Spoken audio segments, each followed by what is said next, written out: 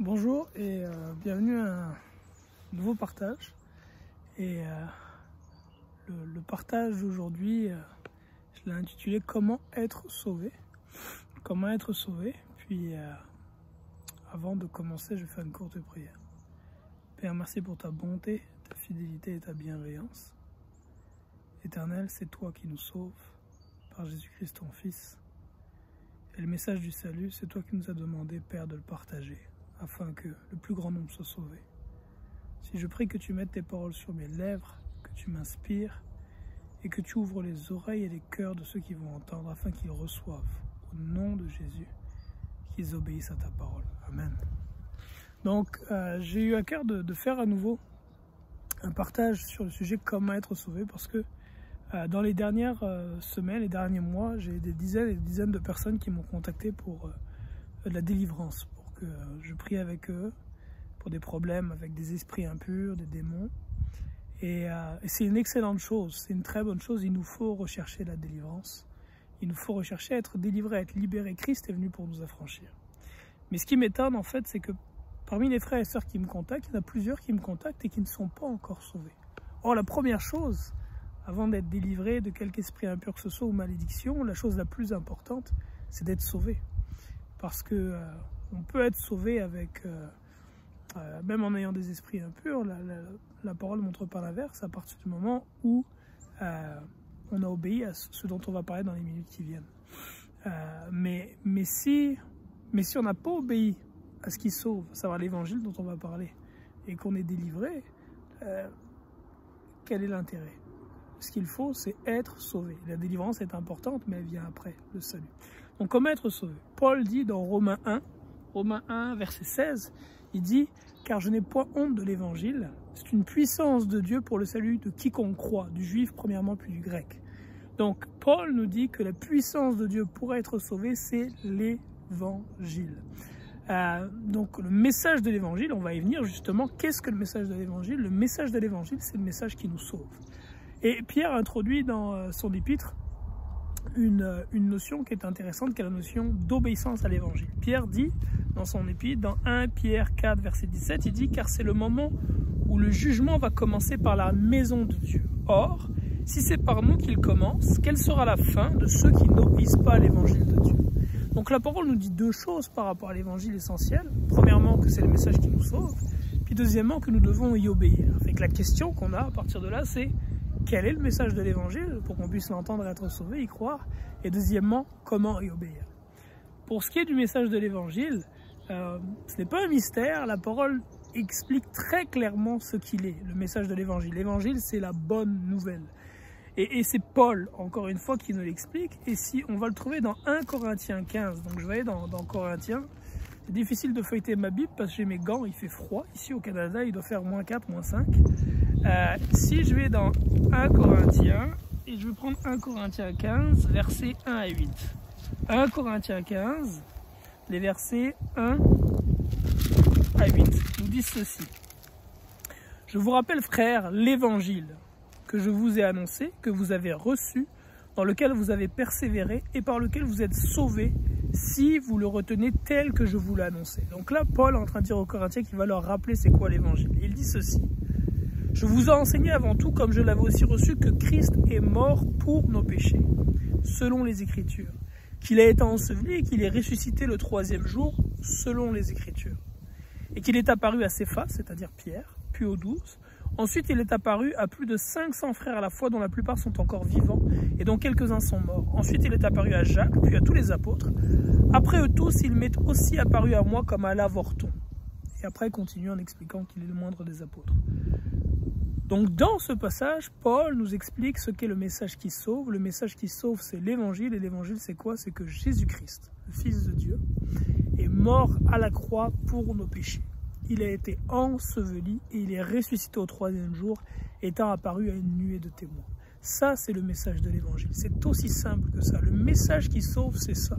La prédication de la mort, l'ensevelissement et la résurrection de notre Seigneur Jésus-Christ. Le fait de partager ce message-là et de l'entendre est une semence qui donne le salut à celui qui croit et qui y obéit. Parce que Pierre nous dit, dans l'épître qu'on a lu tantôt, dans le passage qu'on a lu, que nous devons obéir à cet évangile. Alors maintenant, la question, c'est justement comment y obéir. Et comment est-ce qu'on obéit à l'évangile? Bien, c'est assez simple. On le trouve, la notion d'obéissance que Pierre aborde dans son épître, la première fois que l'évangile est prêché dans Actes au chapitre 2. La première fois que l'évangile est prêché, c'est après que les disciples aient reçu le Saint-Esprit, le jour de la Pentecôte. Et après qu'ils aient reçu le Saint-Esprit, il y a eu un tel bruit que beaucoup de personnes sont accourues autour de la chambre où ils étaient, des milliers de personnes en fait. Et quand ils sont accourus, Pierre a saisi l'opportunité pour annoncer l'évangile. Et dans le fond, ce qu'il a dit, on peut lire dans Actes au chapitre 2, un petit peu avant le verset, au verset 37, il dit que toute la nation d'Israël sache que ce Jésus que vous avez crucifié, Dieu l'a fait Seigneur et Christ de toutes choses. Donc celui qui était mort, Jésus-Christ qui est mort, Dieu l'a ressuscité d'entre les morts et il l'a fait Seigneur. Donc Pierre annonce cet évangile, puis avant d'arriver à là, il développe sur d'autres aspects au niveau de la résurrection du Seigneur par rapport à ce qui est annoncé dans les psaumes. Et une fois qu'il annonçait donc que le Seigneur Jésus-Christ, que Jésus est Seigneur et Christ et qu'il est ressuscité lui qui était auparavant mort, là les hommes qui sont là demandent à Pierre, mais que ferons-nous? Et Pierre répond dans Actes 2:38, elle est là l'obéissance à l'évangile. Il dit, repentez-vous et que chacun de vous soit baptisé au nom de Jésus-Christ pour le pardon de vos péchés et vous recevrez le don du Saint-Esprit. Donc l'obéissance à l'évangile, mon frère, ma soeur, c'est aussi simple que ça. Et si tu crois en Dieu, que tu crois en Jésus-Christ, que tu n'as pas encore obéi, c'est le temps maintenant d'obéir. Repentez-vous, c'est-à-dire se détourner de ses péchés. La repentance, c'est délaisser ses péchés. C'est les reconnaître aussi. Il s'agit de reconnaître ses fautes et les délaisser. La reconnaissance, c'est la confession à Dieu et aux frères. Et les délaisser, c'est d'arrêter de commettre le mal. Et c'est aussi de commencer à faire ce qui est bien. Parce que la Bible dit que, je pense que c'est Jacques qui dit ça, si quelqu'un sait faire ce qui est bien et ne le fait pas, il commet un péché. Donc c'est arrêter de faire le mal et commencer à se faire ce qui est bien devant Dieu. En parole, en pensée, en action. De chercher à être vraiment dirigé par Dieu dans notre vie. La repentance, c'est la première étape. La deuxième étape, elle vient avec la repentance. Aussitôt qu'il y a la repentance, il doit y avoir cette étape-là, c'est le baptême au nom de Jésus-Christ pour le pardon des péchés. Le baptême n'est pas une aspersion d'eau. La Bible nous montre que c'est une immersion dans l'eau. Comme ici, l'eau là. Être immergé, plongé sous l'eau au nom de Jésus-Christ pour le pardon de nos péchés. C'est ainsi que l'ont fait les premiers chrétiens et que nous sommes appelés à le faire encore aujourd'hui. Il n'y a pas d'études bibliques avant un baptême. Il n'y a pas de cours magistraux, il n'y a pas à être membre d'une église ou quoi que ce soit. La parole nous montre ce jour-là, dans le livre des Actes, chapitre 2, verset 38, il est dit que par beaucoup d'autres paroles, les frères essaient d'encourager ceux qui avaient entendu à obéir à l'évangile, et plusieurs milliers ont cru, ont été baptisés ce même jour. Dans Actes, chapitre 2, je pense, verset 39. Et quand on regarde la parole, on voit que ceux qui croyaient étaient toujours baptisés sur le champ. On va dans Acte 8, on voit Philippe, qui rencontre en plein milieu du désert l'eunuque éthiopien qui était venu à Jérusalem pour adorer et qui ne connaissait pas l'évangile. Philippe lui prêche l'évangile, il venait juste de le rencontrer, il ne savait pas d'où venait cet homme-là qui a été son cheminement de vie, il ne savait pas non plus où il allait, mais il lui prêche l'évangile et l'eunuque dit, voici de l'eau, qu'est-ce qui empêche que je sois baptisé? Philippe dit, si tu crois de tout ton cœur, cela est possible. Et il dit, sur cette parole, ils arrêtèrent le char, descendirent dans l'eau, Philippe baptisa l'eunuque. Et c'est ce qu'on voit on and on dans toute la parole. Le baptême a toujours lieu sur le champ. Mon frère, ma soeur, si tu ne t'es pas encore fait baptiser, sois baptisé maintenant. Et si toi, tu crois déjà en Jésus-Christ, tu as obéi à l'évangile, tu ne baptises pas ceux qui le souhaitent. Repens-toi. Si tu fais attendre quelqu'un qui souhaite recevoir le baptême parce que tu dis il faut qu'il fasse une biblique ou autre, repens-toi. Le modèle selon lequel tu marches n'est pas celui de la parole de Dieu. Ton fondement n'est pas celui des Écritures. La Bible nous montre, lorsqu'on va encore dans le livre des Actes, que le jour où Silas et Paul étaient dans la prison, enchaînés, et qu'il y a un tremblement de terre qui arrive, sont libérés, le geôlier veut se suicider parce qu'il pense que tous les prisonniers se sont échappés. Et là, Paul lui dit, nous sommes tous ici, te fais pas de mal. Et le geôlier demande, Seigneur, que faut-il que je fasse pour être sauvé? Paul lui répond, crois au Seigneur Jésus, tu seras sauvé, toi et ta famille. Et il est dit qu'après lui avoir prêché l'évangile en plein milieu de la nuit, à lui, à toute sa maison, en plein milieu de la nuit, il les a tous baptisés, le geôlier et sa famille. Et c'est le modèle qu'on voit à travers toute l'Écriture. Dans Actes chapitre 19, Paul rencontre des disciples d'Apollos. Ces disciples il dit qu'il les a reconnus pour être des disciples. Donc, pas des juifs, des disciples, des gens qui croyaient déjà en Jésus-Christ. Juifs et grecs, mais qui croyaient déjà en Jésus. Seulement, il leur pose la question, il leur dit, avez-vous reçu le baptême du Saint-Esprit quand vous avez cru? Ils disent, on n'a même pas entendu dire qu'il y ait un Saint-Esprit. Et Paul leur dit, de quel baptême avez-vous donc été baptisés? Ils répondirent, du baptême de Jean. Sur quoi, dit l'Écriture, Paul leur expliqua que Jean avait baptisé en parlant de celui qui venait après lui, c'est-à-dire en Jésus, et en enseignant de croire à celui qui viendra après lui. Il est dit sur ces paroles, il les baptisa, donc il les baptisa à nouveau. Ils avaient déjà été baptisés, mais pas au nom du Seigneur Jésus-Christ. Il les baptisa à nouveau, cette fois-ci au nom du Seigneur Jésus. Et après qu'il les ait baptisés, il leur a imposé les mains, ils ont reçu le Saint-Esprit. La Bible dit qu'ils se mirent à parler en langue et prophétiser, et qu'ils étaient en tout environ 12 hommes. Donc l'Écriture nous montre là encore que Paul rencontre des frères qui n'ont pas obéi à l'Évangile. Il n'attend pas une semaine, 2 semaines, 3 semaines, 1 mois. Il n'attend pas d'organiser un événement de baptême. Il les baptise sur le champ. Mon frère, ma soeur, si tu agis d'une autre manière, mon frère, si tu organises des événements baptismaux ou toutes ces choses-là, plutôt que d'obéir, de servir le Seigneur sur le champ en baptisant celui qui le demande, tu pèches. Tu vas à l'encontre de ce que montre la parole de Dieu. Et il faut s'en repentir. Notre marche doit être fondée sur les Écritures, sur le roc solide qui est Jésus-Christ. Et Jésus est la parole de Dieu.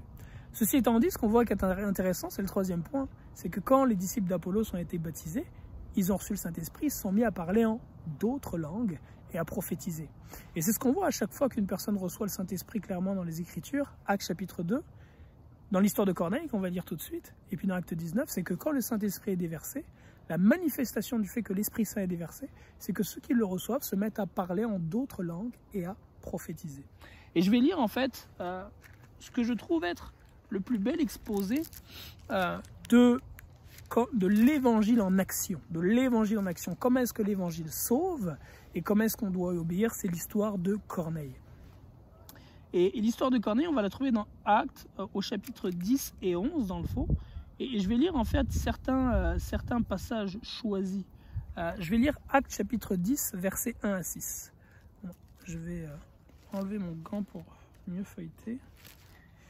Actes chapitre 10, versets 1 à 6, nous présente Corneille en fait. Il est dit ceci par rapport au frère Corneille, qui n'était pas juif, il était comme moi, il était un non-juif, il était des nations, il était d'origine italienne je pense. Et voilà ce qu'il est dit par rapport au frère Corneille. Il est dit, il y avait à Césarée un homme nommé Corneille, centenier dans la cohorte dite italienne. Cet homme était pieux et craignait Dieu.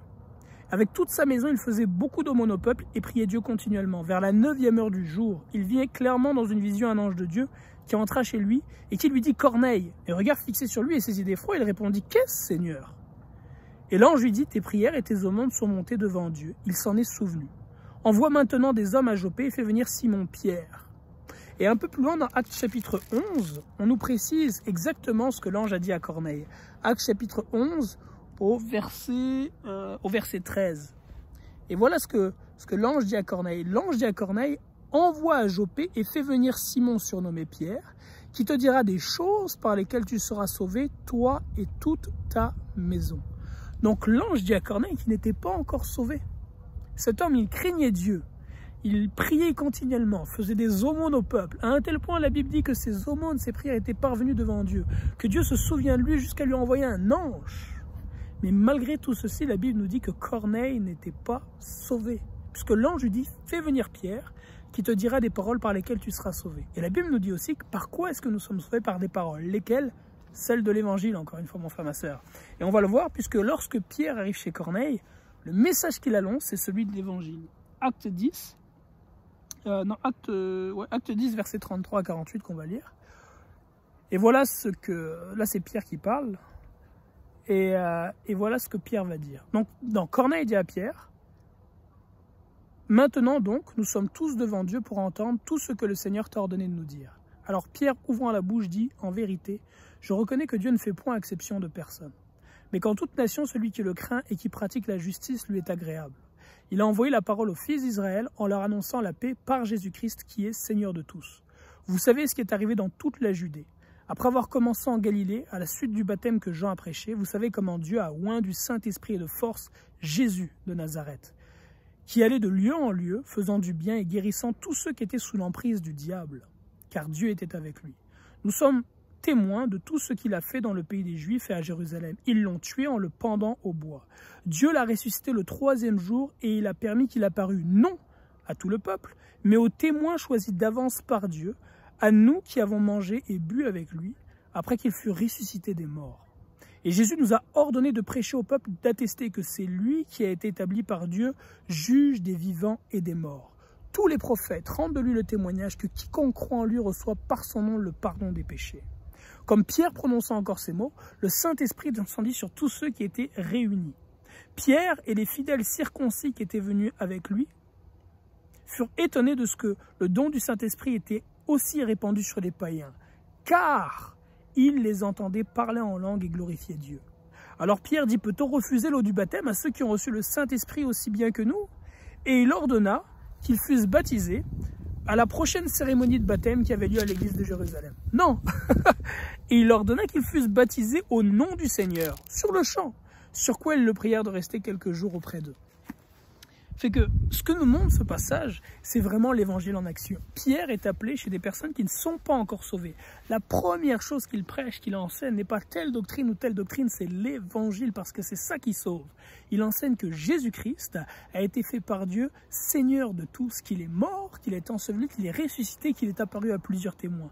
Et alors qu'il prêche l'évangile, le salut arrive dans la vie de Corneille et sa maison, le Saint-Esprit descend sur eux tous, ils en sont remplis.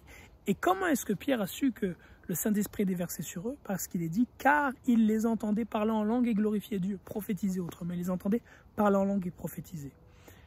Et après qu'ils aient reçu le Saint-Esprit, il ordonne qu'ils soient baptisés d'eau au nom du Seigneur Jésus-Christ. Le plus souvent, c'est le fonctionnement inverse qu'on voit, à savoir que les gens sont d'abord baptisés et reçoivent après le Saint-Esprit, mais il arrive aussi que ce soit dans cet ordre-là. Quoi qu'il en soit, notre part à nous, c'est de rechercher à être baptisés au plus vite lorsque nous avons cru et de rechercher à recevoir le baptême de Saint-Esprit, là encore en priant à Dieu. Et pour nous qui avons déjà cru et qui sommes déjà sauvés, notre part, c'est de baptiser ceux qui le demandent sans délai, sans les faire attendre, et de prier avec eux et les supporter afin que Dieu leur donne le Saint-Esprit dans le temps qu'il a choisi. Fait que c'était vraiment pour aujourd'hui le partage que je souhaitais faire. Comment être sauvé, pour résumer, en plaçant sa foi dans l'évangile, à savoir que Jésus-Christ est mort à notre place à la croix, qu'il est enseveli, qu'il est ressuscité, et en obéissant à cette bonne nouvelle, et nous y obéissons comment? En nous repentant de nos péchés, acte 2:38, repentez-vous, et que chacun de vous soit baptisé au nom de Jésus-Christ pour le pardon de vos péchés, et vous recevrez le don du Saint-Esprit. Car la promesse est pour vous, pour vos enfants, et pour tous ceux qui sont au loin, en aussi grand nombre que le Seigneur notre Dieu les appellera. Là-dessus, mon frère, ma sœur, je t'invite à obéir à l'évangile si tu n'y as pas encore obéi. Tu l'as entendu aujourd'hui, ça c'est certain. Obéis si tu n'as pas encore obéi. Et prêche l'évangile si tu y as déjà obéi, afin que d'autres aient l'opportunité d'y obéir et d'être sauvés. Soyez bénis en Jésus-Christ et au plaisir de vous retrouver bientôt pour un nouveau partage. Au revoir.